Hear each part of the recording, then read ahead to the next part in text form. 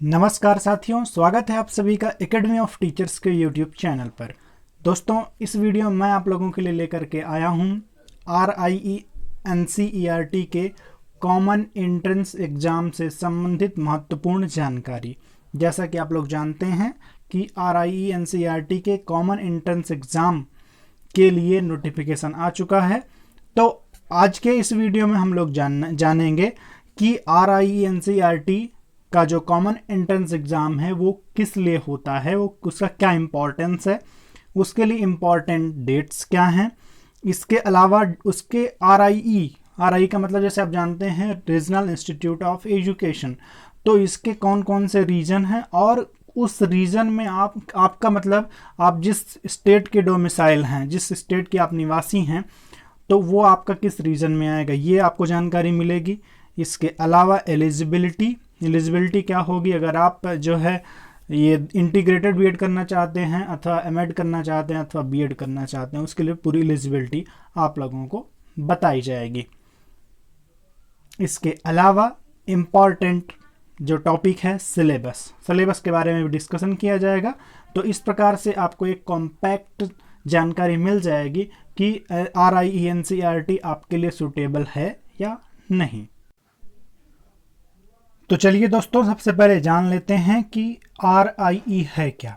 तो RIE का मतलब होता है रीजनल इंस्टीट्यूट ऑफ एजुकेशन, अर्थात क्षेत्रीय शैक्षिक संस्थान, जो कि डिफरेंट जोन हैं और उनका एक अपना प्रतिनिधित्व वाला इलाका होता है। मतलब जैसे RIE भुवनेश्वर है, तो भुवनेश्वर है तो वो मान लीजिए कि उड़ीसा है, बिहार है, वेस्ट बंगाल है, इन सब स्टेट्स को कवर करेगा। मतलब इन सब स्टेट के डोमिसाइल उसमें आएंगे। तो ये होता, और RIE जो है वो NCTE द्वारा अप्रूव्ड है, मतलब उससे मान्यता प्राप्त है और इससे ये NCERT का एक पार्ट है। तो NCERT जो है RIE के माध्यम से एक अच्छा टीचर एजुकेशन को प्रोवाइड कराने के लिए, मतलब अच्छा ट्रेनिंग प्रोग्राम प्रोवाइड कराने के लिए ये कोर्स चलाता है। इसके अलावा RIE NCERT का जो कॉमन एंट्रेंस एग्ज़ाम होता है, इसमें 3-4 जो कैटेगरीज हैं, बीएड है, एमएड है, इसके अलावा इंटीग्रेटेड बीएड और इंटीग्रेटेड एमएड, इन 4 कैटेगरीज के डिफरेंट रीजनल जो इंस्टीट्यूट हैं उनके डिफरेंट जगह पर जो है इसको कोर्स को प्रोवाइड कराया जाता है।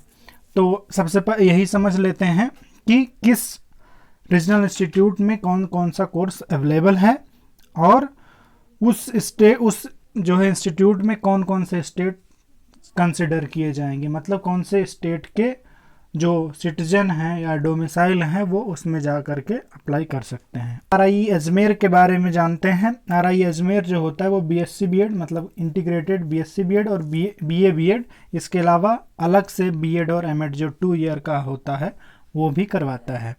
और इसमें जो है RIE अजमेर में अप्लाई करने वाले लोग जो होंगे वो हरियाणा के होंगे, हिमाचल प्रदेश, जम्मू कश्मीर तो अब यूटी हो चुका है, इसके अलावा पंजाब, राजस्थान, उत्तराखंड, उत्तर प्रदेश, दिल्ली और चंडीगढ़, मतलब इन सभी स्टेट के कैंडिडेट जो हैं उनको RIE अजमेर के लिए अप्लाई करना होगा। अगर कोई मध्य प्रदेश का कैंडिडेट है वो RIE अजमेर के लिए अप्लाई नहीं कर सकता है।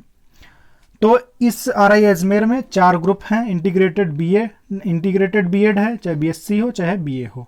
इसके अलावा बीएड और एमएड भी अवेलेबल हैं। इसके अलावा RIE भोपाल के बारे में बात करें अगर, तो यहाँ पर भी BSc बीएड है, BA बीएड है और अलग से जो 2 ईयर का बीएड और एमएड होता है वो भी अवेलेबल है। यहाँ पर अगर जो कैंडिडेट मध्य प्रदेश से हैं, छत्तीसगढ़ के हैं, महाराष्ट्र, गुजरात, गोवा, दमन एंड दीव, दादरा एंड नगर हवेली, यहाँ के लोग जो है यहाँ अप्लाई कर सकते हैं। इसके अलावा अदर स्टेट के कैंडिडेट यहाँ पर अप्लाई नहीं कर सकते। RIE भुवनेश्वर के बारे में बात करें अगर, तो यहाँ पर भी BSc बीएड और BA बीएड है और अलग से बीएड और एमएड वो भी अवेलेबल है।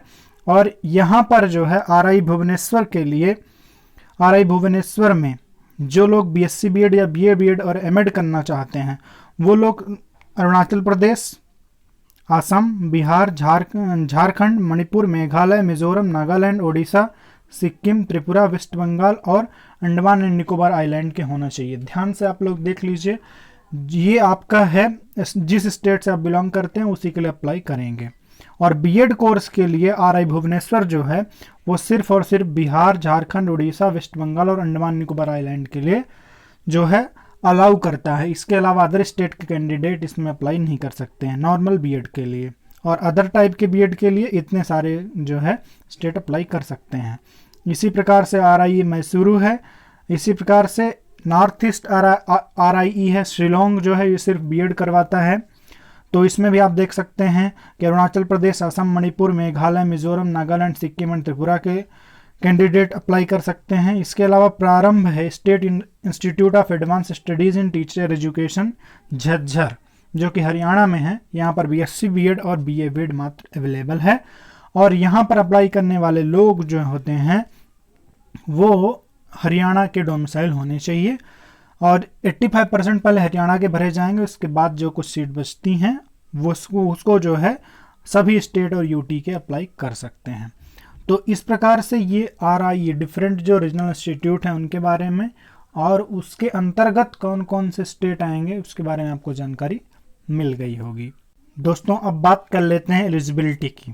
तो एलिजिबिलिटी सबसे पहले BSc बीएड के लिए जान लीजिए। अगर आप बायोलॉजी ग्रुप से थे, इट मीन्स CBZ ग्रुप था अगर आपका, और उसी से आप जो है BSc बीएड करना चाहते हैं, MSc बीएड करना चाहते हैं, तो ये आपका ग्रुप कॉम्बिनेशन होना चाहिए। इसी प्रकार से अगर आप BSc बीएड करना चाहते हैं और मैथ्स ग्रुप्स होना चाहते हैं तो आपके 10+2 लेवल में PCM होना चाहिए था, मतलब फिजिक्स, केमिस्ट्री, मैथ, तभी आप अप्लाई कर सकते हैं। इसी प्रकार से BA बीएड के लिए आपको ज़रूरी है कि आप 10+2 पास्ड हों, किसी भी स्ट्रीम से हों, चाहे वो आर्ट हो, चाहे साइंस हो, या तो आपका कॉमर्स ग्रुप हो। इसके लिए आपको कोई प्रतिबंध नहीं है, आपको सिर्फ 10+2 पास होना चाहिए। आप BA बीएड उसके माध्यम से कर सकते हैं। बीएड के लिए आपको ग्रेजुएट या पोस्ट ग्रेजुएट होना चाहिए, जो भी हैं आप उसमें अप्लाई कर सकते हैं। पर अगर आप बीएड करना चाहते हैं तो उसमें आपको जब वहाँ पर चुनना होगा सब्जेक्ट कॉम्बिनेशन, तो आपके स्ट्रीम के अकॉर्डिंग होगा। आर्ट्स से हैं या आर्ट्स और सोशल से हैं तो आप उसके लिए अलग कैटेगरी है, और इसी प्रकार से साइंस के लिए अलग कैटेगरी है, तो इससे आपको चुन करके अप्लाई करना होगा। इसी प्रकार से एमएड के लिए आपको बीएड होना ज़रूरी है। तो यही बेसिक एलिजिबिलिटीज़ हैं, इनको आप फॉलो करके जो है अप्लाई कर सकते हैं और ईज़िली सक्सेसफुली एडमिशन पा सकते हैं। दोस्तों अब देख लेते हैं हम लोग कॉमन एंट्रेंस एग्ज़ाम का सिलेबस। वैसे यहाँ पर 2020 का अभी दिया हुआ है, पर इसमें कोई अपडेशन होने का चांसेस नहीं है, यही यहाँ पर सिलेबस होगा। इसमें 3 ग्रुप होंगे। इंटीग्रेटेड के लिए अगर आप इंटीग्रेटेड बीएड अथवा एमएड करते हैं तो आपका ग्रुप ए के अंतर्गत आएगा। ग्रुप बी के अंतर्गत जैसे कि आपका अलग से बीएड जो होता है और एमएड जो 2 ईयर का होगा, ये दोनों ए, बी और सी 3 ग्रुप हो गए। ग्रुप ए में स्पष्ट रूप से कहा गया है कि आपको ये समझा जाएगा कि आपने जो है सीनियर सेकेंडरी लेवल मतलब 10+2 पास कर लिया है, उसके अकॉर्डिंग आपको यहाँ पर एग्ज़ाम देना है। ग्रुप बी में आपको ऐसे कंसिडर किया जाएगा कि आप ग्रेजुएट हो चुके हैं, तो इस प्रकार से आपका एक लेवल निश्चित होगा। इसी प्रकार से ग्रुप सी में देखें अगर, जो कि एमएड के लिए है, तो उसमें आपसे ये समझा जाएगा कि आपने बीएड कर लिया है, इट मीन्स बीएड से रिलेटेड जो इन्फॉर्मेशन है वो आपके पास होगी। तो 3 ग्रुप होंगे।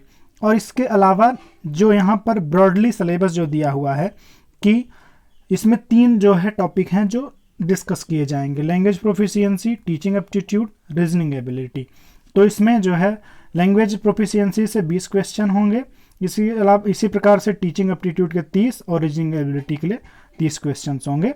ये सभी ग्रुप के लिए अलग अलग है, लेकिन उसका लेवल थोड़ा सा बढ़ा घटा रहेगा। हर एक करेक्ट मार्क्स के लिए आपको करेक्ट क्वेश्चन के लिए आपको 2 अंक मिलेंगे, और अगर आप गलत उत्तर देते हैं तो आपको 0.5 जो है मार्क्स कटना होगा, यहाँ पर नेगेटिव मार्किंग होगी। इसके अलावा आप सिलेबस देख सकते हैं, ये संक्षिप्त सिलेबस यहाँ पर दिया हुआ है। लैंग्वेज प्रोफिशिएंसी के अंतर्गत आप लोगों को जैसे कि लैंग्वेज इसमें इंग्लिश ही आपको चूज करना है, no Hindi, no other languages. तो ये मेनली जो है आपका सिलेबस है, और इसे अगर आप वेरीफाई करना चाहते हैं तो आपके सामने यहाँ पर वेबसाइट स्पष्ट रूप से दिख रही होगी, आप इस वेबसाइट को विजिट कर सकते हैं और यहाँ पर जा करके अच्छे से इसके बारे में जान सकते हैं। अगर इम्पॉर्टेंट डेट्स की बात करें तो online registration and submission of application form, मतलब रजिस्ट्रेशन और एप्लीकेशन फॉर्म जमा करने की जो तिथि होगी वो 20 मई से शुरू होगी। 20 मई 2021 से 30 जून तक जो है फॉर्म स्वीकार किए जाएंगे। इसके अलावा एडमिट कार्ड जो है आपको 10 जुलाई से अवेलेबल हो जाएगा, जो कि 18 जुलाई तक अवेलेबल होगा। Date of common entrance examination है 18 मीन्स 18 जुलाई को आपको इस एग्ज़ाम को देना है। यहाँ पर आपको इसके मार्क्स जो होंगे वो 25/7 मतलब 25 जुलाई तक अवेलेबल हो जाएंगे। इसके अलावा ये आपको जब अप्लाई क्वालिफाइंग एग्जामिनेशन मार्क्स जो अपलोड करने का जो लास्ट डेट है वो 30 तक है। इट मीन्स आपको 30 तक आपको जो आपने जैसे मान लीजिए 10+2 आप दे रहे हैं इस साल और आपको BSc BEd करना है, तो आपको 30 जुलाई तक का समय दिया गया, तब तक आप अपने क्वालिफाइंग एग्जामिनेशन के मार्क वहाँ पर अपलोड कर सकते हैं। इसके बाद क्या होगा, जो आपका एंट्रेंस का रिजल्ट रहेगा और क्वालिफाइंग मार्क्स जो रहेंगे उन दोनों को एक रेशियो बना करके फिर जो है आपका रिजल्ट जो है डिक्लेयर किया जाएगा 1 अगस्त को। 1 अगस्त 2021 को आपका रिजल्ट डिक्लेयर कर दिया जाएगा जो कि इंटीग्रेटेड के लिए होगा, और 5 अगस्त को जो है आपका BEd और MEd जो कि 2 ईयर के होते हैं उसका रिजल्ट डिक्लेयर किया जाएगा। तो ये इंपॉर्टेंट अपडेट्स हैं, ये इंपॉर्टेंट डेट्स हैं जिनको आप बेस बना करके डिसीजन ले सकते हैं कि आपको फॉर्म कब और कैसे अप्लाई करना है। तो दोस्तों ये तो वीडियो के प्रारंभ में जो हमने कहा था वो टॉपिक्स थे जिनको डिस्कस किया गया। अगर आप और अधिक जानना चाहते हैं और NCERT जो कि अजमेर के जो टॉपर थे उनका अगर आप इंटरव्यू देखना चाहते हैं तो हमारे इस चैनल पर अवेलेबल है, जिसका लिंक आपको डिस्क्रिप्शन में दिया गया है। वहाँ से जा करके आप उस टॉपर के अनुभवों को ले सकते हैं, जिसमें आपको जानकारी मिलेगी कि आपको तैयारी कैसे करनी है। और देखिए सिलेबस तो हर जगह का सेम है, तो किसी भी जो है रीजनल इंस्टीट्यूट का टॉपर हो, हर किसी का एक जैसे ही एंट्रेंस एग्जाम होगा, तो उससे आप अनुभव ले सकते हैं। इसके अलावा आप हमारे डिफरेंट सोशल मीडिया प्लेटफॉर्म के माध्यम से हमारे साथ जुड़ सकते हैं, और आपको कोई भी डाउट हो या कोई भी सजेशन हो आप हमें दे सकते हैं, आपका स्वागत रहेगा, जिनका लिंक आपको डिस्क्रिप्शन में अवेलेबल है। और अंत में फिर यही कहना चाहूँगा कि वीडियो अगर पसंद आया हो तो लाइक ज़रूर करिएगा, क्योंकि इसमें हमारी मेहनत होती है और आपका लाइक जो है वो हमें मोटिवेट करता है। तो दोस्तों इस वीडियो के लिए इतना ही, फिर मिलते हैं एक नए अपडेट के साथ। तब तक के लिए स्टे होम स्टे सेफ।